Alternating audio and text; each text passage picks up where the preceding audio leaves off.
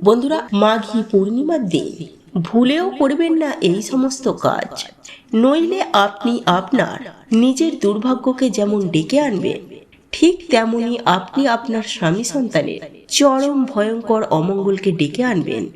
একই সঙ্গে আপনার এবং আপনার পরিবারে চরম ভয়ঙ্কর মহা বিপদের মুখে পড়তে পারেন।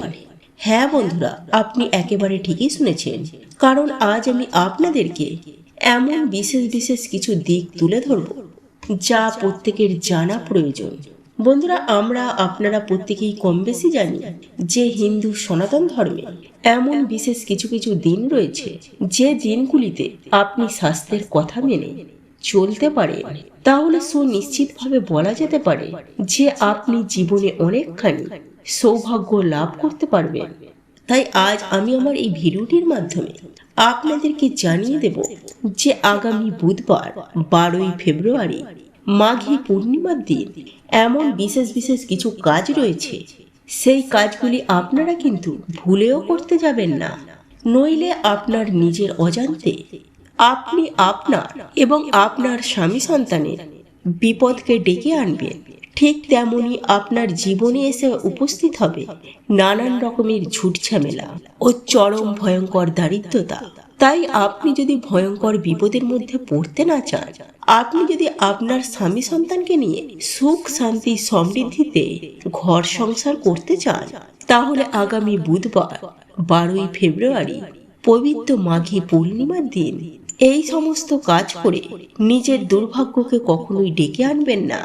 বন্ধুরা, একই সাথে আমি আপনাদেরকে আরো একটি বিষয় জানিয়ে রাখি যে এই পবিত্র মাঘী পূর্ণিমার দিন কোন কোন কাজগুলি করলে আপনার জীবনে সৌভাগ্য ফিরতে পারে, সেই সম্পর্কে বিষয় প্রসঙ্গ আপনাদের সামনে উপস্থাপনা করতে। তাই আসুন কিছুক্ষণ সময় ধৈর্য ধরে এই বিষয়ে অবশ্যই জানার চেষ্টা করুন। শুরু থেকে শেষ পর্যন্ত ভক্তি শ্রদ্ধা ও ভালোবাসার সহিত আপনারা শ্রবণ করবেন। ভালো লেগে থাকলে অবশ্যই একটি লাইক করবেন, কমেন্টে জয় মা লক্ষ্মী দেবীর জয় এবং জয় শ্রীকৃষ্ণ রাধে রাধে লিখে কমেন্ট অবশ্যই করবেন। তাহলে চলুন শুরু করি আজকের এই ভিডিওটি। এবার মূল আলোচনায় প্রবেশ করা যাক। মূল আলোচনায় প্রবেশ করার আগে আপনারা যদি মা লক্ষ্মীর আশীর্বাদ ও কৃপা লাভ করতে চান, তাহলে জয় মা লক্ষ্মীর জয় লিখে কমেন্ট অবশ্যই করবেন। বন্ধুরা, আমি সবার প্রথমে আপনাদেরকে জানিয়ে রাখবো, এই বছর অর্থাৎ 2025 সালে মাঘী পূর্ণিমার সম্পূর্ণ সময়সূচি। এবছর মাঘী পূর্ণিমা পড়েছে 12ই ফেব্রুয়ারি 2025 বুধবার। মাঘী পূর্ণিমা শুরু হচ্ছে 11ই ফেব্রুয়ারি সন্ধ্যে 6:56 থেকে এবং পূর্ণিমা তিথি শেষ হবে 12ই ফেব্রুয়ারি সন্ধ্যে 7:22। এই সময়ের মধ্যে এই সকল কাজগুলি করা নিজেদেরকে বিরত রাখবেন, না হলে আপনাদের জীবনে একেবারে অধঃপতন নেমে আসবে।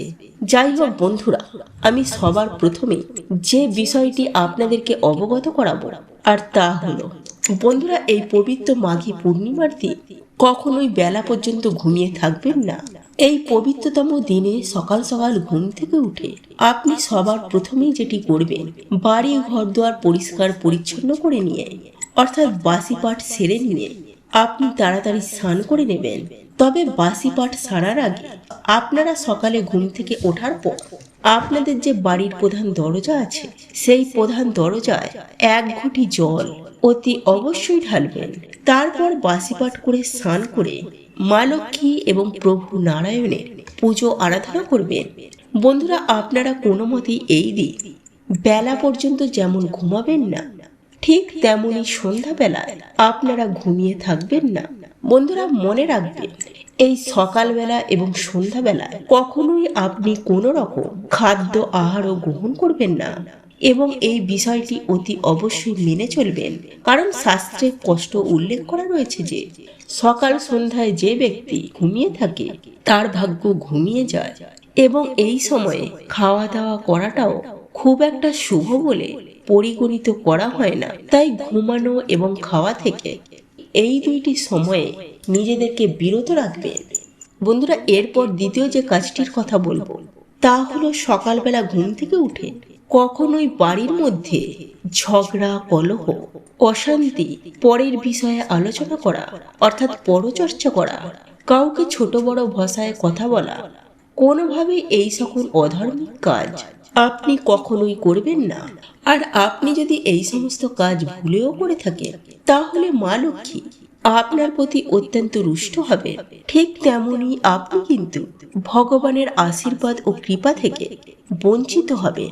তাই এই বিষয়টিও অতি অবশ্যই মেনে চলার চেষ্টা করবেন। আর এই সমস্ত কাজই হলো অধার্মিক কাজ।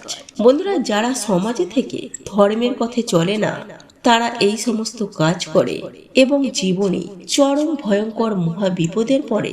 তাই অতি অবশ্যই আপনারা এই বিষয়গুলি মেনে চলবেন।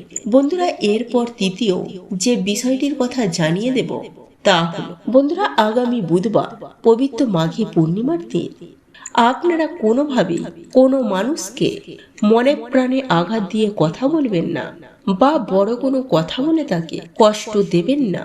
হ্যাঁ বন্ধুরা, এই দিন আপনারা যতটা পারবেন চেষ্টা করবেন ভগবান বা ঈশ্বরের নামগান করার, ভগবান শ্রীকৃষ্ণকে মনে প্রাণে শ্রদ্ধা করা, হাসি খুশি রাখা।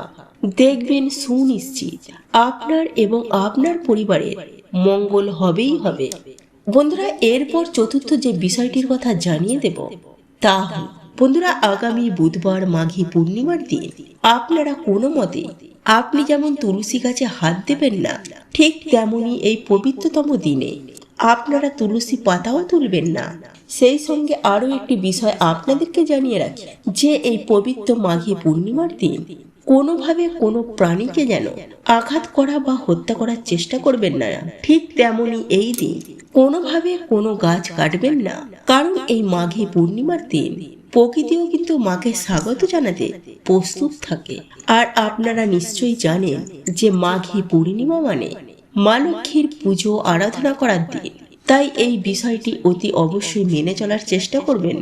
বন্ধুরা, এরপর পঞ্চম যে বিষয়টির কথা আপনাদেরকে জানিয়ে দেব তা হলো, বন্ধুরা, আগামী বুধবার মাঘী পূর্ণিমার দিন কোনোভাবেই বাড়িতে আমিষ রান্না তো দূরের কথা, আপনারা কোনোভাবে আমিষ খাবার গ্রহণ করবেন না।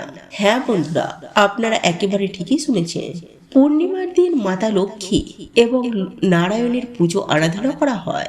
তাই ভক্তি, নিষ্ঠা ও শ্রদ্ধার সঙ্গে এই দিন মা লক্ষ্মী এবং প্রভু নারায়ণের পুজো আরাধনা করবেন।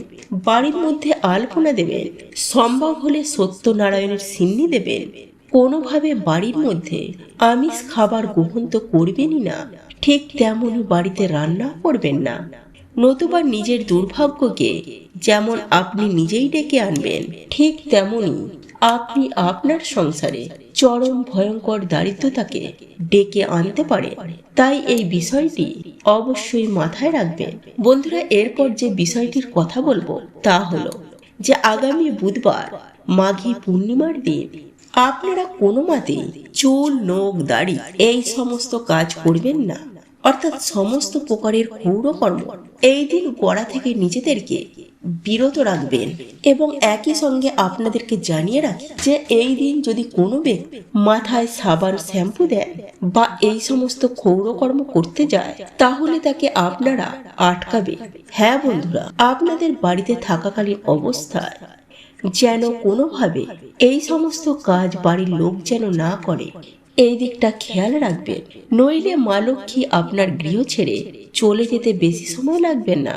বন্ধুরা, এরপর ষষ্ঠম যে বিষয়টি আপনাদেরকে জানিয়ে দেব তা হলো, এই বুধবার পবিত্র মাঘী পূর্ণিমার দিন আপনার বাড়িতে যদি কোনো অসহায়, গরিব, দুঃখী, দুস্থ মানুষ বাড়িতে আসে, তাহলে তাকে কখনোই খালি হাতে ফিরিয়ে দেবেন না। আপনার সাধ্য এবং সামর্থ্য মতো আপনি যতটুকু পারবেন আপনি তাকে ততটুকু দিয়েই সাহায্য করবেন। বন্ধুরা, শাস্ত্র মতে মনে করা হয় যে মাঘী পূর্ণিমার দিন দান ধর্মকে পরম ধর্ম বলে মনে করা হয়।